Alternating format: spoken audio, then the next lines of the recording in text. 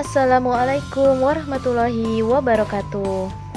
Apakah kalian semua sehat hari ini? Ustazah berharap kalian semua dalam keadaan sehat.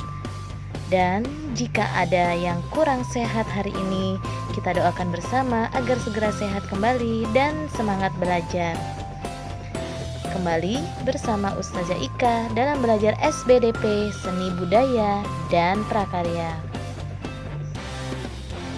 Sebelum kita mulai pelajaran hari ini, yuk kita baca basmalah bersama-sama. Bismillahirrahmanirrahim. Dengan nama Allah yang Maha Pengasih lagi Maha Penyayang.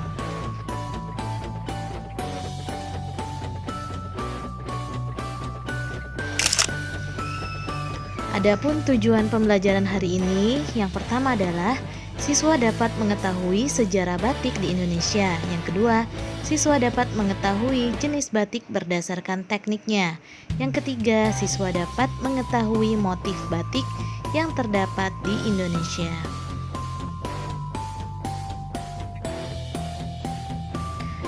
Baik anak-anak, seperti judul di awal, hari ini kita akan membahas tentang batik Indonesia.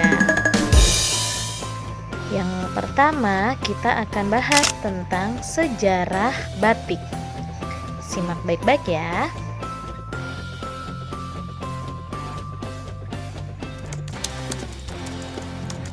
Batik adalah kain Indonesia bergambar yang pembuatannya secara khusus dengan menuliskan atau memerakkan malam pada kain. Kemudian pengolahannya diproses dengan cara tertentu yang memiliki kekhasan. Batik adalah kerajinan yang memiliki nilai seni tinggi dan telah menjadi bagian dari budaya Indonesia, khususnya Jawa sejak lama. Perempuan-perempuan Jawa pada masa lampau menjadikan keterampilan mereka dalam membatik sebagai mata pencaharian, sehingga pada masa lalu pekerjaan membatik adalah pekerjaan eksklusif perempuan sampai ditemukannya batik cap yang memungkinkan masuknya laki-laki ke dalam bidang ini. Ada beberapa pengecualian bagi fenomena ini, yaitu batik pesisir yang memiliki garis maskulin seperti yang dapat dilihat pada corak Megamendung, di mana beberapa daerah pesisir pekerjaan membatik adalah lazim bagi kaum lelaki. Tradisi membatik pada mulanya merupakan tradisi yang turun-menurun, sehingga kadangkala suatu motif dapat dikenali berasal dari batik keluarga tertentu. Beberapa motif batik dapat menunjukkan status seseorang, bahkan sampai saat ini. Beberapa motif batik tradisional hanya dipakai oleh keluarga keraton Yogyakarta dan Surakarta.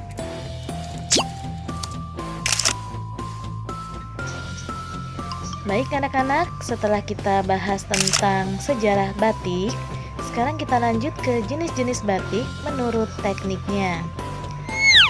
Ada 3 jenis batik menurut tekniknya. Teknik apa aja ya yang dipakai dalam membatik? Yuk kita lihat berikutnya. Yang pertama ada batik tulis. Yang kedua ada batik cap. Dan yang ketiga, batik lukis. Yuk kita bahas satu-satu pengertiannya.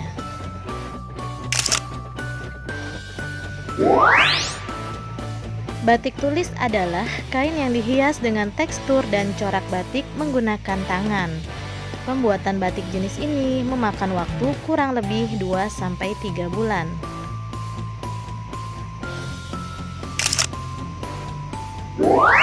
Batik cap adalah kain yang dihias dengan tekstur dan corak batik yang dibentuk dengan cap dan biasanya terbuat dari tembaga. Proses pembuatan batik jenis ini membutuhkan waktu kurang lebih 2-3 hari. Batik lukis adalah proses pembuatan batik yang dilakukan dengan cara langsung melukis pada kain putih.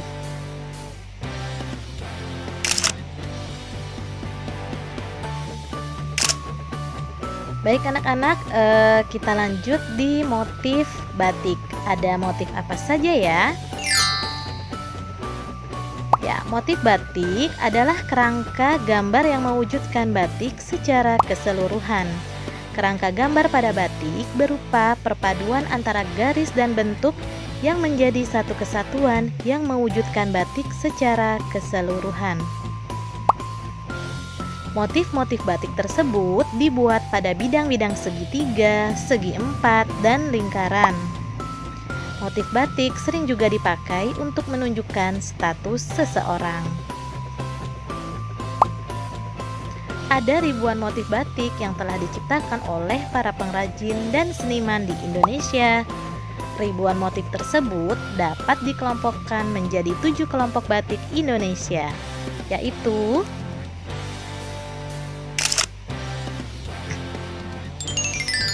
motif batik parang,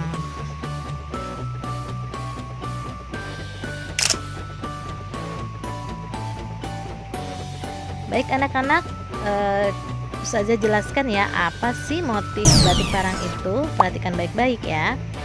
Batik parang merupakan salah satu motif batik yang paling tua di Indonesia. Parang berasal dari kata pereng yang berarti lereng perengan, yang menggambarkan sebuah garis menurun dari tinggi ke rendah secara diagonal. Susunan motif huruf S jalin menjalin tidak terputus melambangkan kesinambungan. Bentuk dasar huruf S diambil dari ombak samudra yang menggambarkan semangat yang tidak pernah padam. Batik ini merupakan batik asli dari Indonesia yang sudah ada sejak zaman Keraton Mataram, Kartasuro atau Solo. Contohnya parang klitik dan parang rusak.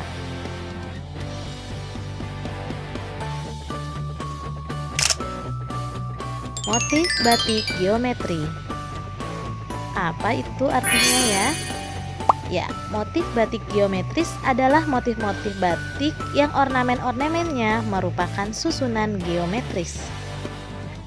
Ciri ragam hias motif batik geometris ini adalah motif tersebut mudah dibagi-bagi menjadi bagian-bagian yang disebut satu rapot. Contohnya gambar saketi, himaran, sriwedari, dan tirtaraja.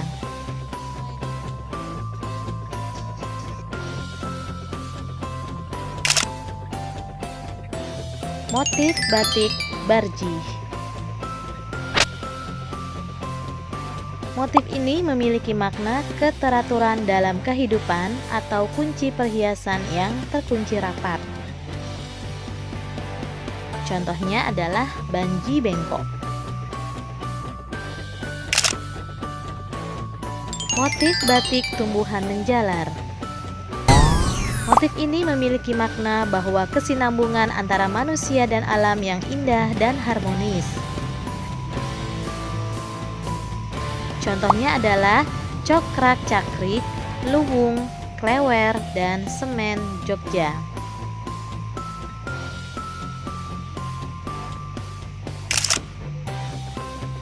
Motif batik tumbuhan air.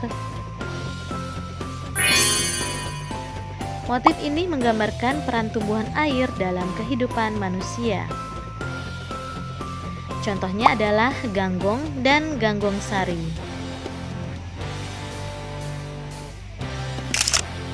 Motif batik bunga.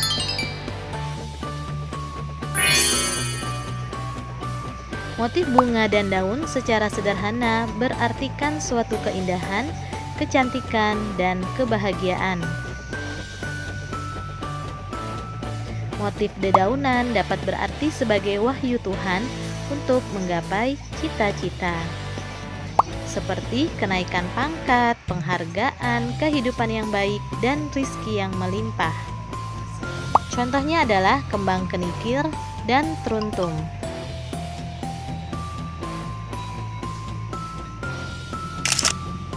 Motif batik satwa.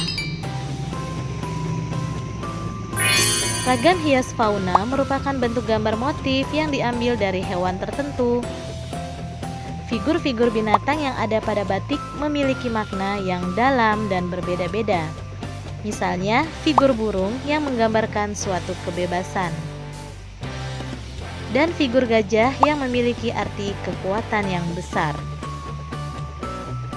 Contohnya, Gringsing dan Sidomukti.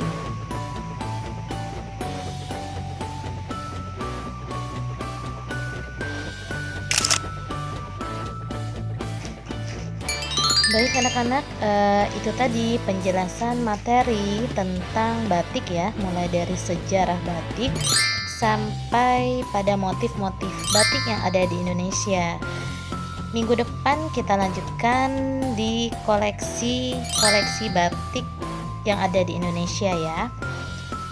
Dan juga nanti kita akan bahas ya bagaimana sih cara membuat batik serta apa saja alat dan bahan yang digunakan dalam pembuatan batik ya. Ditunggu minggu depan. Baik anak-anak, kita akhiri saja pertemuan kali ini dengan membaca hamdalah bersama-sama. Alhamdulillahirabbil alamin. Semoga ilmu yang kita dapat hari ini menjadi berkah dan bermanfaat bagi diri kita dan orang lain ya. Baik, jangan lupa belajar, kemudian ibadahnya dilaksanakan dan patuh terhadap orang tua ya. Tetap semangat belajar di rumah. Saja pamit. Wassalamualaikum warahmatullahi wabarakatuh.